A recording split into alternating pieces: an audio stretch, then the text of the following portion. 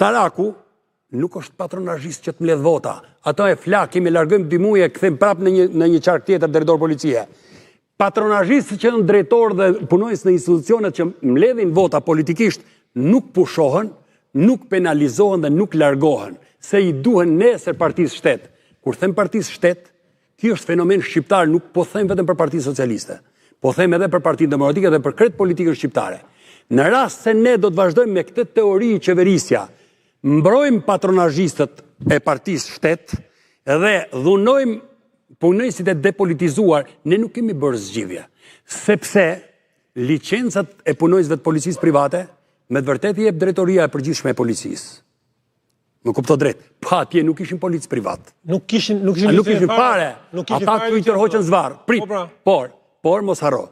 Po të shikosh me vëmendje, se unë i kam parë me vëmendje disa kamera, punojësi i policisë private ka përdorur spray, gazlot Kishte më fare policë, kundër policisë shtetit, polici nga brenda, po të shikosh i fragment. Aty kishte vend për diskutim.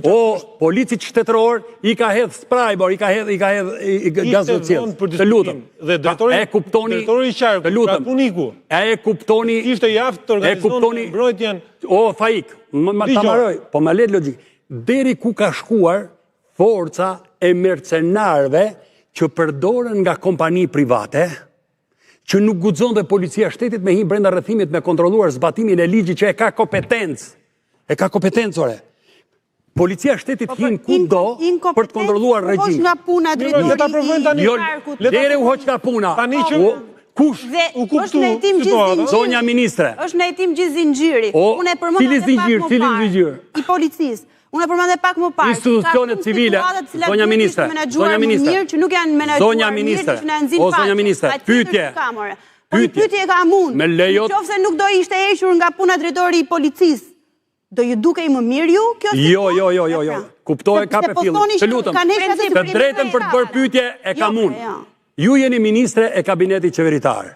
Dhe po të them, nga personat përgjegjës për kontrollin e territorit, nga drejtoria e rujtjes dhe mbrojtjes zonja të mbrojtura, nga bashkia e Vlorës, nga i KMT-ja, nga i Nevoja, kush është ndëshkuar, nderuar ministre? Se ata e kanë leju këtë kompani që shkojë të bëjë punime pa një projekt, pa një leje ndërtimi, pa një leje rrethimi, pa... Kanë bërë punime që ta nisim që këtu njerë, nuk kanë qenë punime, e para, e dyta, qa quen ata? Qa quen rrethimet, qa quen? Zonja ministre, qa quen rrethimet? Është pranuar që ka qenë rrethim, Po kush është ndëshkuar, zonja ministre? Duhet dhe sot është hequr. Zonja ministre, tani, fjalia e fundit. Fjalia e fundit, lutem, fjalia e fundit. Fjalia e fundit. Edhe kur tjetë në qoftë se arrihet zonja ministre, me lejo të mbaroj fjalin e fundit. Fjalin e fundit. Ju mund mbaroni sa fjalit të në detyra, ti kur i mbarove ti u së ndërhyra. As një fjal. Tani, po të them, në detyrat që unë kam kryer, midis të tjerave kam pas rastin, në trajnimet që kam bërë, edhe ta përmenda dhe në pushim, në 2 shtete, në Egjipt dhe në Marok. Shtetet u japin si përfaqe shkretirash për t'i zhvilluar kompanive të huaja dhe vendase, që kanë interes për të bërë fusha sporti, për të bërë parqe, edhe marrin, ato të, po them për të Egjiptit, marrin dhe edhe balt në shtratin e Nilit, e përzin me shkretirën dhe e kthejnë nga tokë improduktive shkretirë në produktive për linjat që e marrin, për fusha sporti, për parqe, për ndërtime. Dhe nuk prekin zonat e mbrojtura. Nuk prekin zonat e mbrojtura. 20% e teritorit shqiptar, me statistikë, me raport të qeverisë shqiptare, ka qenë dikun ke 12, 13, 16 është dërzuar nga pushteti tjetër, tani është bërë, zonat e mbrojtura u banë në 2017 me ligjin, u bën 20%. Tani, ndryshimet e bërë vitin 2024 janë bërë me porosi të investitorëve strategjik dhe të interesave të qeverisë për të joshur kompanit huja. Bravo ju qoftë.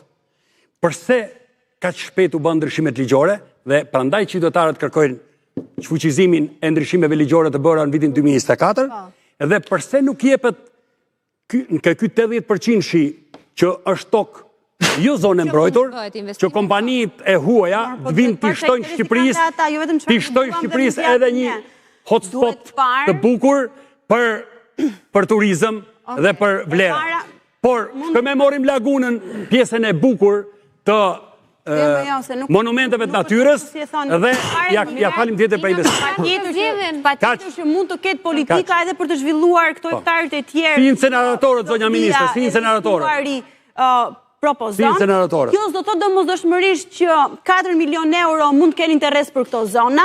Ne jemi para faktit që sot kemi interes, kemi një shans, kemi një nga investitorët, ose po themi interes nga investitorët më të rëndësishëm në botë, të cilët e kanë ekspertizën, kanë analizën, kanë dijen, kanë gjithë shka duhet, kanë parat, që të respektohet çdo gjë për biodiversitetin, për të zhvilluar Vlorën, për të kthyer në një pikë strategjike zhvillimi ekonomik dhe për gjithë shka tjetër. Po mua e gjithë kjo situatë çfarë më kujton? Mua e gjithë kjo situata më kujton një histori, një tregim të Gabriel Garcia Marquez. U qua një ditë, një e moshuar në mëngjes dhe tha se ç'kam një ndjesi të keqe, do ndodh një gjë shumë e keqe në fshatin tonë që po lulzonte ai fshati. Dhe ja thot birit, shkoni birit e bilardo, i thot kolegëve që po luante aty, shokëve, një gjë e keqe do ndodhi sot. Shkojnë ata te dyqani mishit, një gjë e keqe do ndodhi sot, dhe kështu të gjithë morën plaçkat, ikën lanë shtëpit, ca i vurën flakën shtëpive, në fund të ditës kur ishte boshatisur gjithë fshati edhe kishte marrë ty me flaka ndej, po flaka të thashin gjë e keqe do ndodhte. Një ish deputet i Partisë Socialiste pyet çfarë ministri është kjo që po flet. Nuk mundet dot ish deputet i Partisë Socialiste. Të arrim dhe të bëjmë dizinformim, që ne të arrim dhe të bëhemi vetë pengesë e zhvillimit të shtetit tonë edhe të qytetit tonë. Nuk mundet dot. Jemi duke i bërë vendit tonë ato që asnjë shtet tjetër nuk ja ka bërë dot. Në një nga momentet më të rëndësishme të rrugëtimit të Shqipërisë në Bashkimin Evropian, në një nga momentet më të rëndësishme të zhvillimit ekonomik të vendit tonë, dhe në një nga momentet më të rëndësishme dhe më kyçe për transformimin në komplet nivel tjetër të vendit edhe të Vlorës patjetër. Mund të mos të heq asnjë presë asaj që thoni ju zonja ministre, por patjetër që duhet që ky projekt apo ky investim të mos bëhet në terrë informative dhe qytetarët të vijnë përpara faktit të kryer. Nuk e thash në asnjë moment që duhet bërë në terrë.